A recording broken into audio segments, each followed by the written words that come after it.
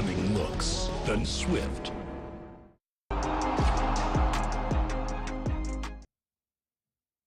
We've seen two sides batting at just about 5 runs per over. We've seen nearly 60 overs of spin. We've seen a solo effort, a rear guard that almost took the team over the line, and eventually we've seen the chasing side fall just short. If you shut your eyes and just saw the scorecard, it might have looked like an India game from a different era. But it is the end of the 2023 Asia Cup Super Fours, where Bangladesh have pipped India by 6 runs. A game that didn't have much on the line, but wow, wasn't it quite a riveting last act to the Super 4 stage of the tournament, giving Bangladesh only their second win against India away from Bangladesh. Welcome to Maruti Suzuki Arena, presents ESPN Cricket for Matchday, powered by JBL. It's a good evening, one last time, this Friday evening, to Anil Kumble in our studios and Robin Uthappa, who joins us from Dubai. I have promised myself I will not bring up the only other instance of Bangladesh having beaten India outside Bangladesh. No one here saw that match. No one was involved. But let's take our viewers through what just happened. Bangladesh's first innings total of 265 was built largely on half-centuries from Shakib Al Hasan and Tawhid Hridoy, although there were invaluable contributions right at the end by Nasoom Ahmed, who made 45, and Mahedi Hassan, who scored 29 not out. Shardul Thakur was the pick of India's bowlers with a 3-for. India's chase was pretty much a one-man act. Shubman Gill saw most of his batting partners give their wickets away, struggle against spin for the second game running, but he, for most of it, seemed to be batting somewhere else. He made 121. When he fell, Akshar Patel took the baton on for some time, and it felt like Akshar Patel might take India over the line, but it was 17 to win of the last 2 overs. Around that time is when Akshar fell, and Bangladesh, their pacers are on the screen. Mustafizur with 3 wickets, Tanzim Hassan, the debutant, with 2, but the spinners had a vital role to play. Right, Anil Kumble, I know it wasn't a game with a lot riding on it, but a kind of contest that just keeps ODIs alive, which is such an important conversation to those of us who still like the 50-over game. Yes, it was. I mean, it had its share of consolidation that was required and some wonderful batting display as well. We saw that with Shubman Gill. I mean, he played a class innings, probably one of the best knocks that you have seen Shubman play on this kind of a surface, because it was not easy for the batters. The rest of the batters struggled. Shubman looked sublime. And the bowling effort from Bangladesh was brilliant too. I mean, Mustafizur, after having had to sit out for a while in this Asia Cup, coming in bowling really well. I thought he bowled with a bit of pace as well, and picking up 3 wickets. Yes, he gave a few runs, but picking up 3 wickets. Shakib leading the side from front, batting, bowling, and even marshalling his resources. The spinners keeping it tight. Mahedi, I thought, bowled brilliantly. So overall, a good game, but in the end, a confidence booster for Bangladesh. Yeah, and that will be such an important takeaway for Bangladesh to close out the tournament, Robin, with a result that they can take so much from going to India for the World Cup. But just your overall thoughts on the game. I mean, it's come on a day where in a different part of the world, one team has scored 416. Heinrich Klaassen, what was that you did? But there is still room at times for this 260 meets 260 kind of game, isn't there, in ODIs? Oh, 100%. And I think it always is dictated by the nature of the wicket, isn't it? And you got to give it to Bangladesh. I thought they held the nerve beautifully, always stayed in the game. Even at 130 for 4, it always felt like they were one wicket away from being back in the game. So, and they kept that belief as well, and you could see how Shakib utilized his bowlers, and I think he utilized them beautifully, and bowled exceptionally well himself. And I think all credit goes to them. I think they'll take a lot of confidence. They'll be really happy, despite not moving forward in the Asia Cup. They'll take a lot of confidence from this, and that pace attacks looks pretty healthy, huh? Yeah, that's got some depth. You were quite impressed by whatever you saw of Tanzim Hassan, who's playing his first international. No, he was brilliant. With the new ball, I thought he bowled really quick, 140 plus, and he had all the batters in trouble. Nobody got the better of him with the new ball. And then in the death, I thought there'll be some nerves, but he has the back of the hand slower ball. It's not easy to pick that. So he has all the all the credentials to certainly serve Bangladesh for a long period of time. And he showed that even with the way he had bowled the first spell and then nothing at all for about 25 overs in the cold, and then suddenly the most important over had to be bowled by him. I thought hats off to him. Yeah, good job, Tanzim Hassan. Lots to unpack. Let's start with India. There is the good of Shubman Gill, but let's save that because what we saw, Anil, for the second time running in Colombo was India's middle order being opened up by spin. They didn't lose as many wickets this time, but you could see the batters were continuously troubled. That's a worrying sign, not just for the final, which is at the same venue, but also a World Cup, which might have some pitches of this kind. Yeah, they need to figure a way of rotating the strike, taking chances, sweep against spin is not easy. I know Surya Kumar Yadav tried a couple, he got away with a few and then got out to a sweep shot, but that's a very important armory.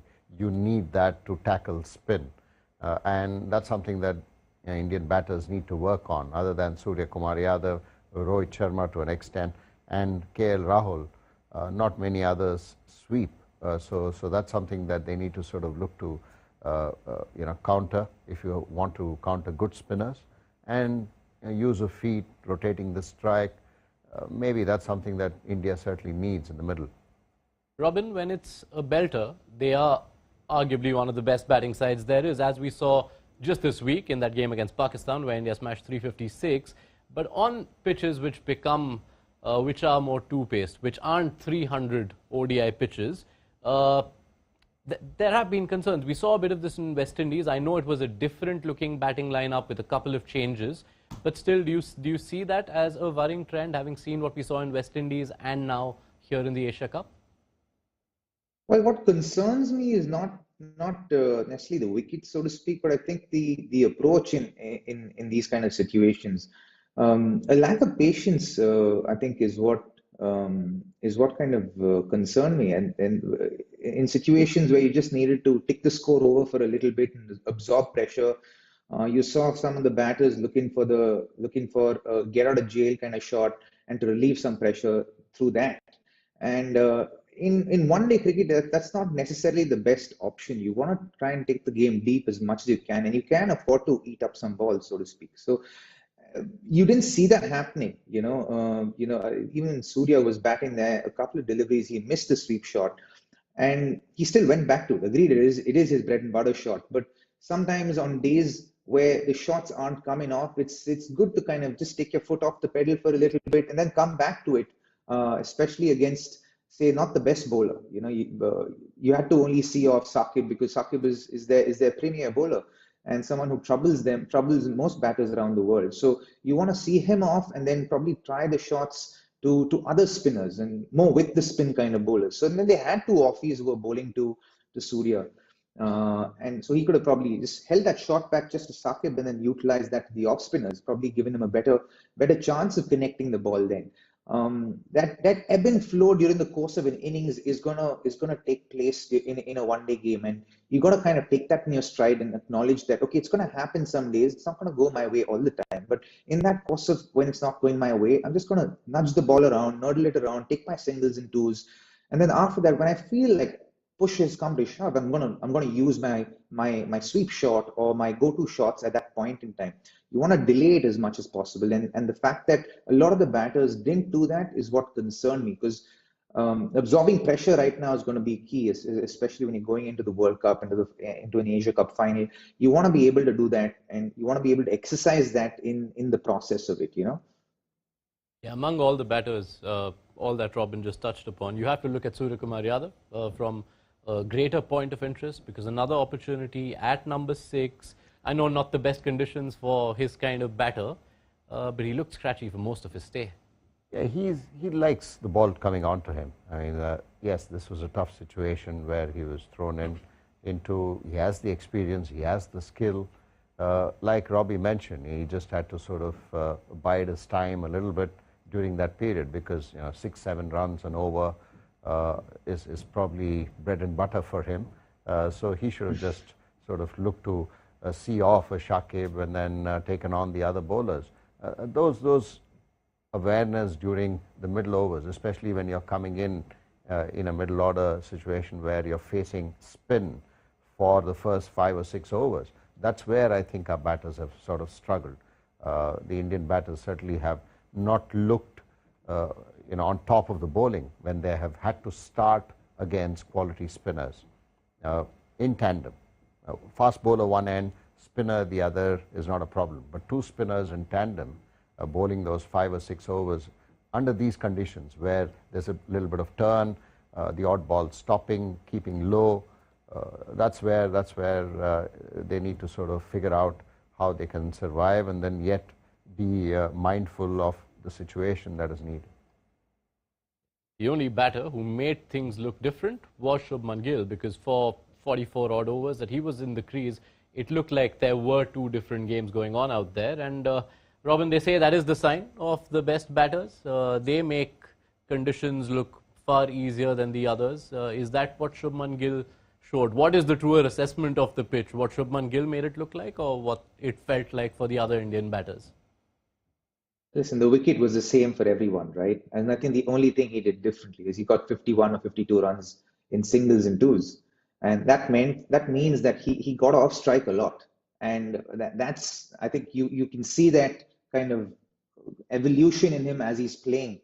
He's clearly learning from his senior pros like a Virat Kohli, who does that so well in one-day cricket, and he's kind of imbibed that into his own game, which is, I think, fantastic. And you got to appreciate that, but you also have to look at the other batters and say, hey, I have a partner who's doing the same thing at the other end.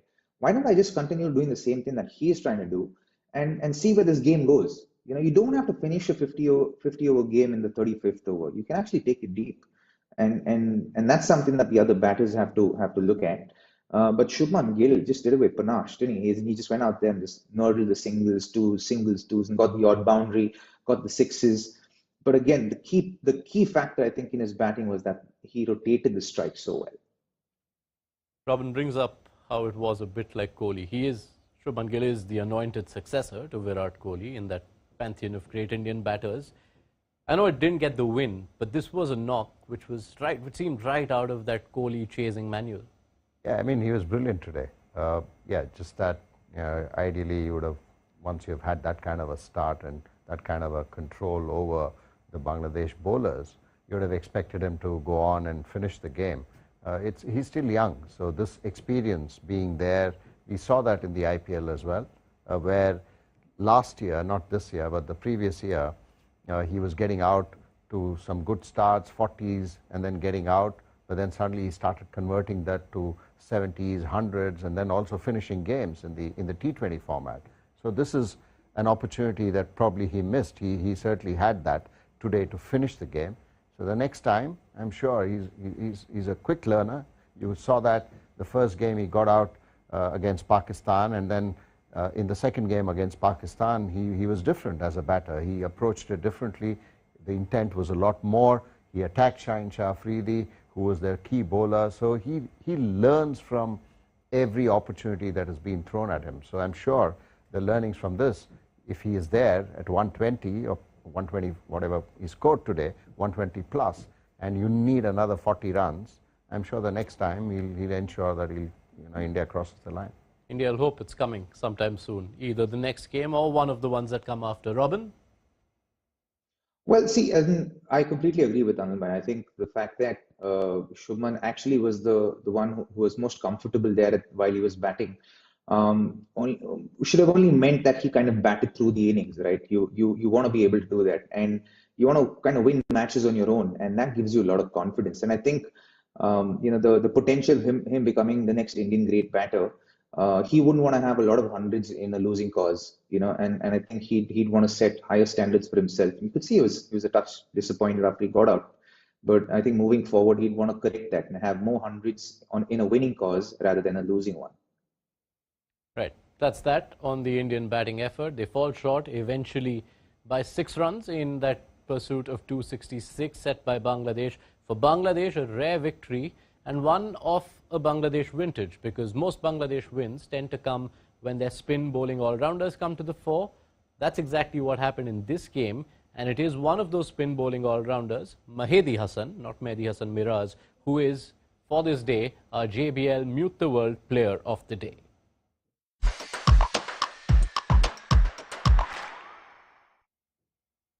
Right, I'm going to put on my JBL Tour 1 M2 noise cancelling headphones to congratulate Mahedi Hassan. A proper all-round act if there ever was one. 29 not out of 23 from number 9, having come in with Bangladesh 193 for 7. That was vital in them getting to 265. And then 2 wickets with the ball, and Anil, those wickets were KL Rahul and Shubman Gill. Yeah, both great players of spin. I mean, we saw that even in the previous game. KL Rahul was the one who sort of got the better of the spinners against Sri Lanka on a tough pitch. And Shubman Gill, the previous ball he bowled from round the stumps, he got hit for a 6, and the next ball he was willing to throw that out, and a proper off spinner bowled wider, asked Shubman to drag it, to reach for it, and then he tried to hit, but brilliant bowling from Mahedi Hassan, and also quality knock right at the end. I mean, that's what enabled Bangladesh to get to 266. So yeah, all in all, very impressed with Mahedi Hassan, and it only augurs well for Bangladesh. So to bowl in the death against a set Shubman Gill wasn't easy. And Robin, it is so typical of Bangladesh when they're at their best that the spin bowling all-rounders are contributing.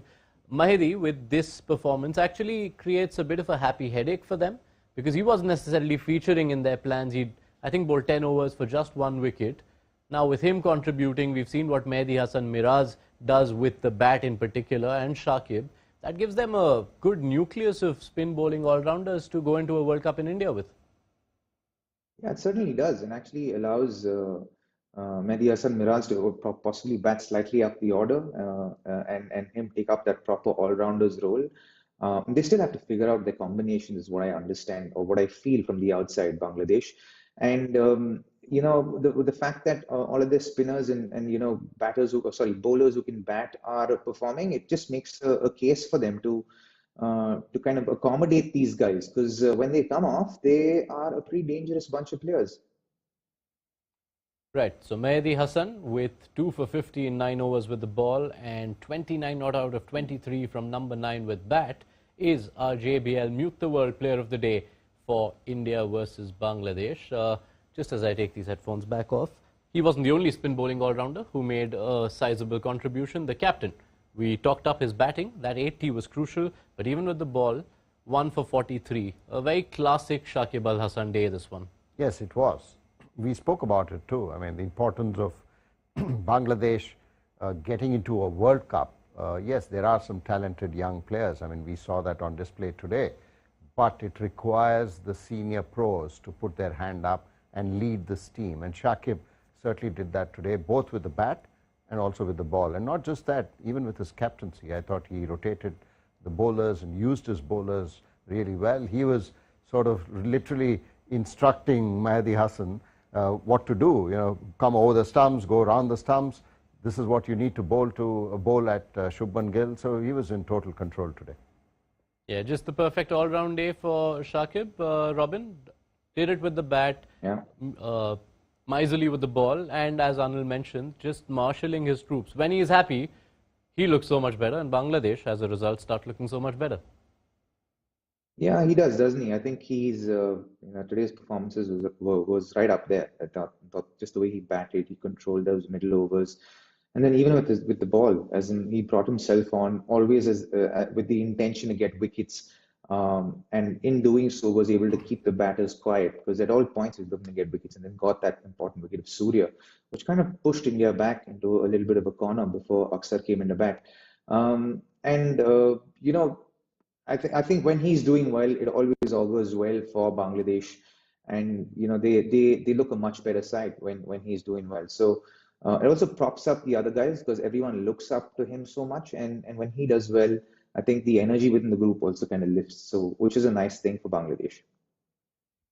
Yes, so well done Bangladesh. They end what could have been looked at as a rather disappointing Asia Cup, with now the positive note of having beaten India, who have looked so dominant in the Super 4 stage, and that wraps the Super 4. The final up next. Now, just as thoughts looking ahead, and I know there'll be a lot discussed in the next couple of days. How much does this kind of game, where there isn't much riding on the line, but there's momentum, which we talk about from the outside, how much does this kind of result rankle a setup, even given that the personnel were different? I don't think it'll rankle the setup, but obviously, the players will be disappointed that they couldn't cross the line today against Bangladesh. That's the only thing. But it was more, the toss. India won the toss. If they do that on Sunday, they'll bat first. I'm sure they'll look to bat first, at least based on the conditions. So today they wanted to chase under lights. They've now figured out, what India needs in case they do happen to chase on Sunday. So in that sense, it's a learning process. So I don't think the team will get too flustered about this loss. It's just another way of just going into the final and then getting prepared for it. Robin, does it do anything to change your take on who are the favourites for the final? I think we may have lost Robin. We'll wait for that link to come back, but I'll pose that question to you. India still slightly ahead? Oh yes, I think India is certainly ahead for the final. Conditions will matter. If it is the same conditions that we saw against Sri Lanka, then perhaps it becomes a bit more. Sri Lanka will have a little more say on that kind of a surface, and Theekshana, not sure whether he's going to play on Sunday. If that doesn't happen for Sri Lanka, that will be a big loss. Yeah, they're going to be sweating on that fitness a lot, because if Theekshana's out, you don't see a lot of spinners. I think Dushan Hemantha, who's not played a game, is the only other spin bowling option in this squad. I know Asalanka did get 4 wickets against India, but you can't expect him to run in and pick wickets like that every time. So yes, in that sense, it will be a big loss for Sri Lanka in case Theekshana isn't fit. Having said that, the batters are in good form. Kusal Mendes has done really well. Sadira has been brilliant throughout the tournament, has been consistent. I think the skipper needs to come to the party. Sri Lanka's skipper, like how Shakib has done. Shanaka hasn't really got runs in this Asia Cup. Yes, he's bowled up front and picked up a few wickets. But having said that, his batting is something that needs to help Sri Lanka, especially in case they're batting second and chasing a target. All right. We tried a bit with Robin, but links can fail.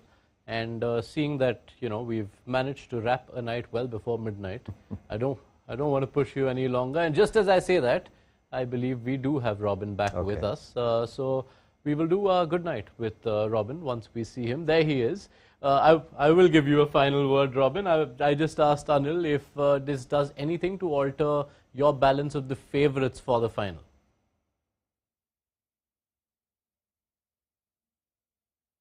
I can't hear Robin. All right. There might be some audio issues. That will be good night to Robin. We will see him around sometime soon. Thank him for his company, and thank you, Anil Kumble, for your company through this day, especially given that it came after the last day which we had. So it's felt like 48 hours non-stop. We never complain about it, but I hope... no, it was fine. It was perfect. No problems at all.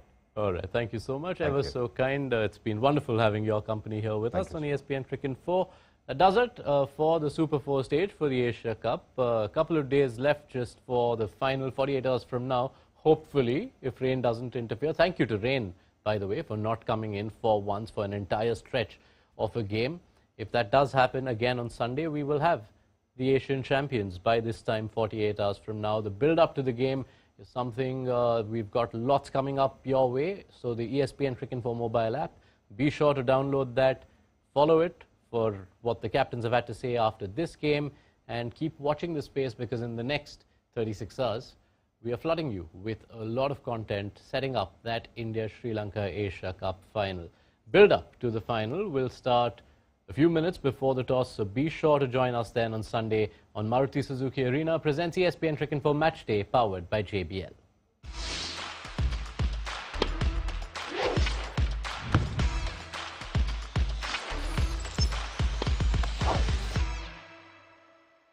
Stunning looks, then swift.